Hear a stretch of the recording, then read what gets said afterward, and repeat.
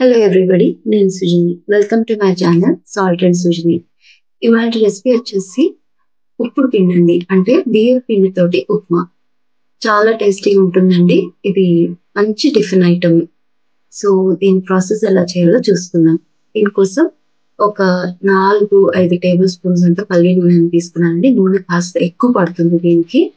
Okay, దీంట్లో కొంచెం శనగపప్పు, కొంచెం మినపప్పు మీకు కావాల్సినట్టు వేసుకోవచ్చు.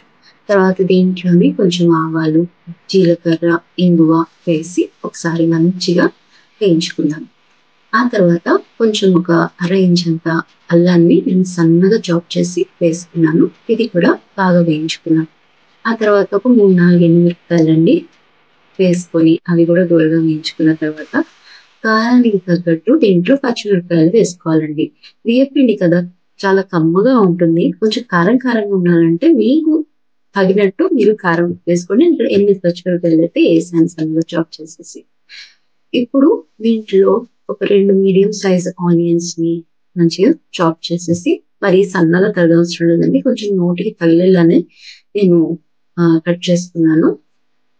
దీన్ని కొంచెం క్రంచీనెస్ ఉంచండి, మరి ఎక్కువ వేయించేయకండి. కాస్త ఉప్పేసి మూత పెట్టుకుంటే తొందరగా మగ్గిపోతాయి. తర్వాత దీంట్లో కొంచెం కరివేపాకు వేసి ఒకసారి వేయించుకోండి. మీరు కావాలంటే తాలింపులో స్టార్టింగ్ లోనే వేసుకోవచ్చు.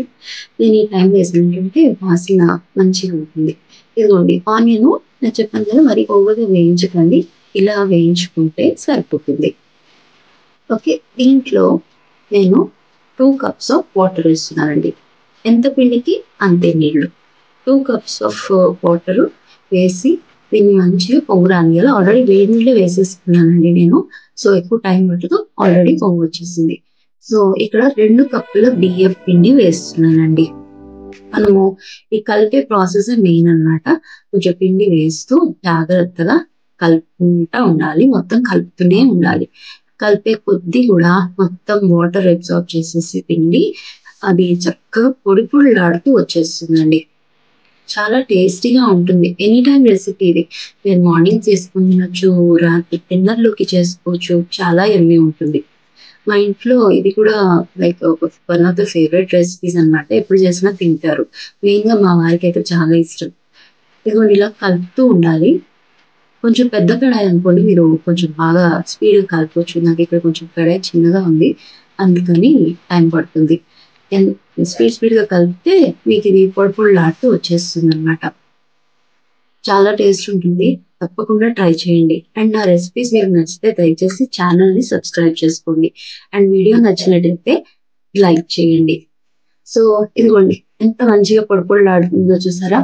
ఒకసారి మూత పెట్టుకొని మగ్గించుకుంటానండి.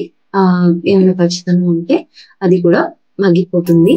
సో మనము మూత పెట్టేసి ఒక్క 3-4 నిమిషాలు సరిపోతుంది. ఇదిగోండి ఆల్మోస్ట్ కుక్ అయిపోయింది. ఇది మీ దగ్గర కొత్తిమీర ఉంటే చక్కగా సన్నగా తరిగిన కొత్తిమీర తోటి గార్నిష్ చేసుకోవచ్చు. నా దగ్గర ఇవాళ లేదు, అందుకనే వేస్తలేను. సో మొత్తానికి మంచిగా రెడీ అయిపోయిందండి. దీంట్లోకి కొంచెము మజ్జిగ కానీ పాలు కానీ పోసుకొని తింటే కూడా చాలా బాగుంటుంది. Thank you for watching.